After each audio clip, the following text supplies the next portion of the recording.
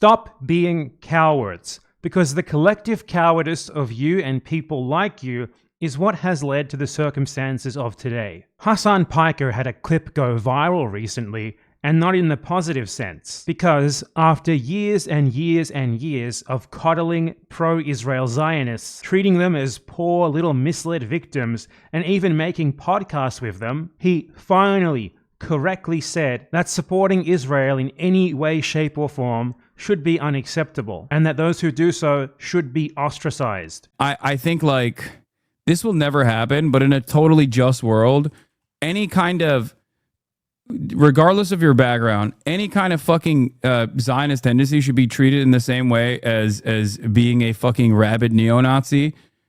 And you shouldn't even let someone be the fucking local dog catcher, as Felix was posting, if they've ever exhibited any sort of like positive feelings about the state of Israel.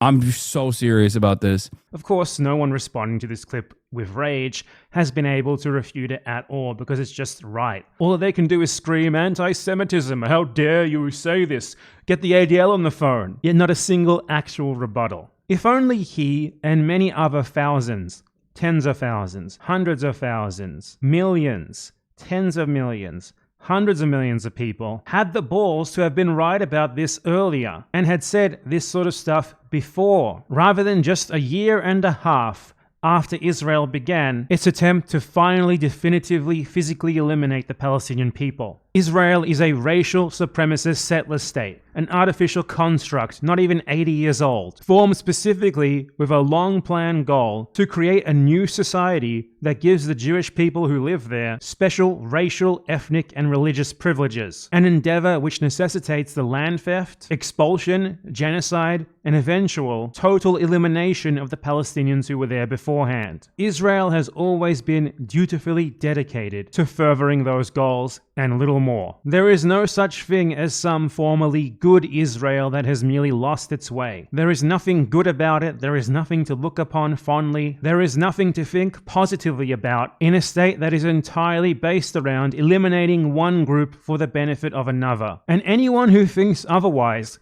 should be treated just as Hassan Piker said they should, finally, only after he'd already spent many years tiptoeing around this fact. This is not anti-Semitic nor discriminatory in any way, aside from discriminatory against genocidal politics, that is, obviously. Hating people for their social and political beliefs, like them supporting and having fond feelings towards an innately genocidal, racial supremacist state whose existence depends on the oppression and genocide of an entire nation of people, is not anti-Semitic discrimination. It's hating you because you support and have fond feelings towards an absolutely abhorrent, indefensible state with no right to exist. Hide behind the screeches of anti-Semitism all you want. Tell us about how this is somehow by default anti-Semitic because, as is commonly argued by these genocidal idiots, most Jews think Israel is awesome, which is a totally nonsensical argument in of itself, even if that is true, because you aren't discriminating against anyone on an ethnic or racial or religious or anything basis if you hate them for their political beliefs. Doesn't matter if they're Jewish,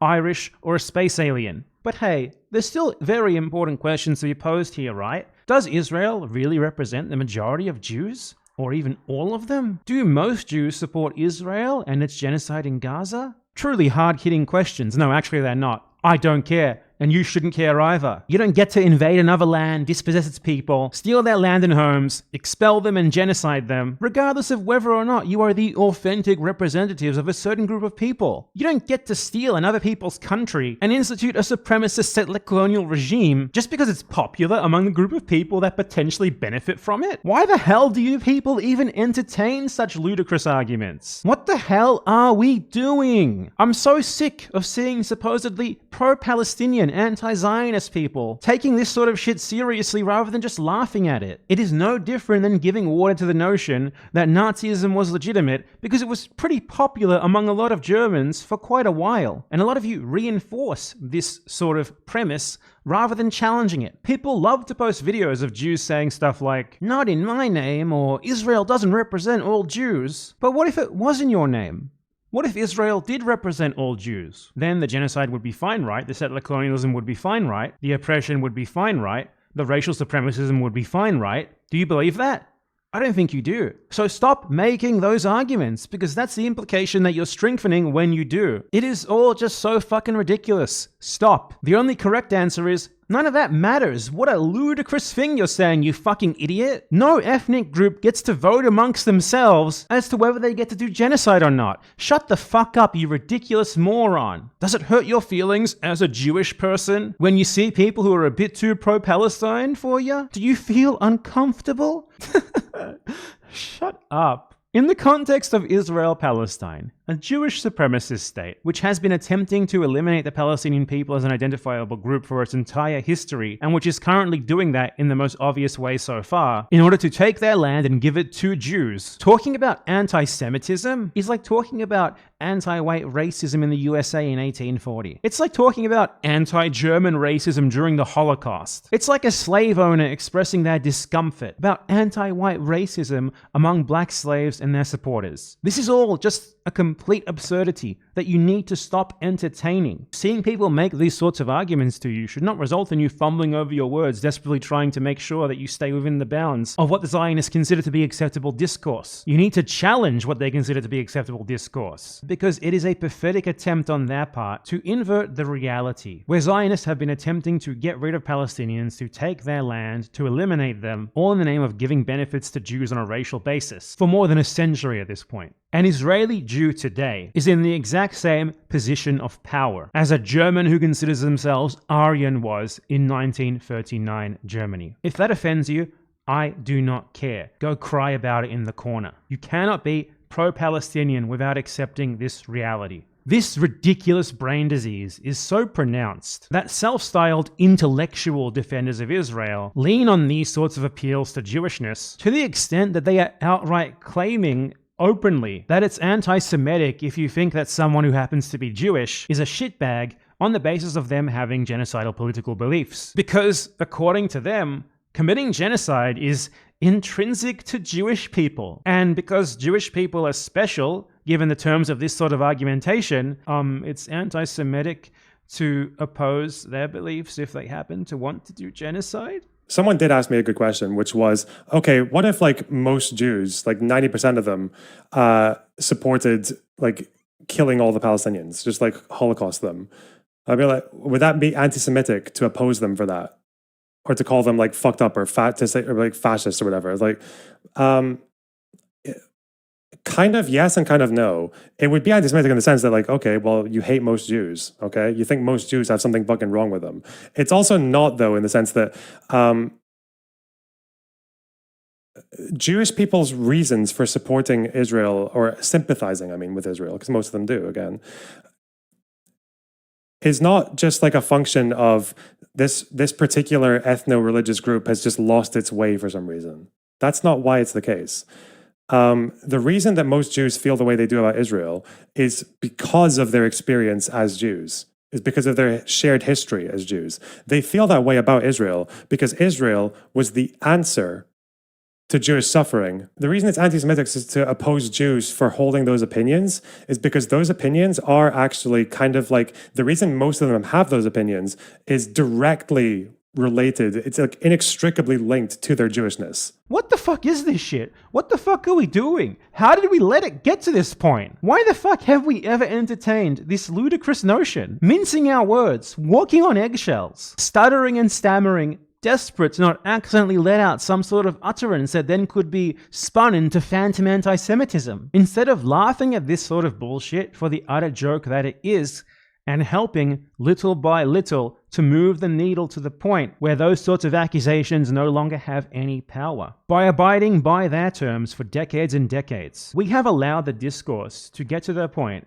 where someone like this can say something that insane to an audience of thousands of viewers and be taken entirely seriously. And not even just that, because this guy and many others like him have been allowed to spend years framing themselves as pro-Palestinian, In fact, as the only real pro-Palestinians. And us abiding by these ridiculous premises put forth by these Zionists for decades upon decades upon decades is what has allowed people like him, ridiculous as they are, and countless thousands others like him, to frame themselves as actually somehow being pro-Palestinian. This is our failure and it's time to rectify it. Zionists are the Nazis of today.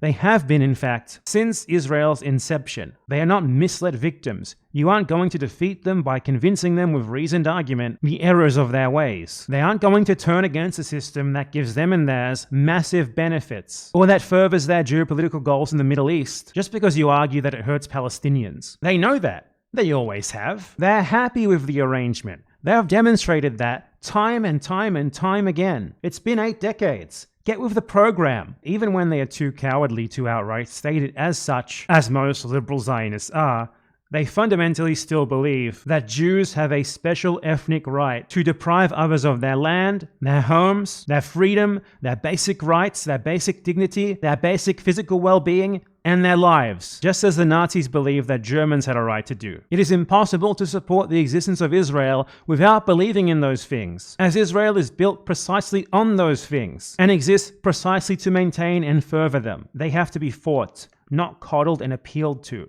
Israel will only be brought down through coercion, whether it be military, economic, political, social, not through pretending that people who have been committing endless racial genocide for many, many, many decades, gleefully for their own benefit and their supporters, are actually all fundamentally good at heart, and that all we have to do is try and convince them to come sing Kumbaya with us, and then they're finally going to consider their victims as human. To make this coercion possible, we first need to make Zionism unacceptable. This will be a long road, a difficult one that will come at personal cost to many, and we should have gotten started on this a very long time ago, before most of us were even born, in fact. But the next best time to start is right now. All of this requires us to treat Zionists as they should be treated, like the Nazis that they take after. Many of you have called me unhinged and crazy for years for saying precisely this stuff. You defamed me, and worse, you sided with Zionists to do so. You brought Zionists onto your streams, onto your shows, and sat beside them gleefully laughing and agreeing with them as they did that to me. And you and others like you have also spent decades supposedly being pro-Palestine while doing precisely that to many others like me. And look where that's gotten us. To the attempted final solution to the Palestinian question. But unlike the Zionists, maybe you can be convinced. You can change your strategy and your outlook. You can stop letting the enemy dictate the terms of your struggle. And you can stop treating them like they're cute little puppies who just had an accident on the floor. They're evil. They are actively doing evil. They have been doing this evil for a very long time now. They aren't going to just stop if you treat them nicely, if you beat them in a debate. So treat them like the evil that they are. A table with 9 people at it who claim to support Palestine and 1 Zionist is a table with 10 Zionists. It's time to stop pretending otherwise. It's time to be ruthless, and time to afford them the same amount of grace that they give to their Palestinian victims, because they are only going to get more and more ruthless with their victims if you don't.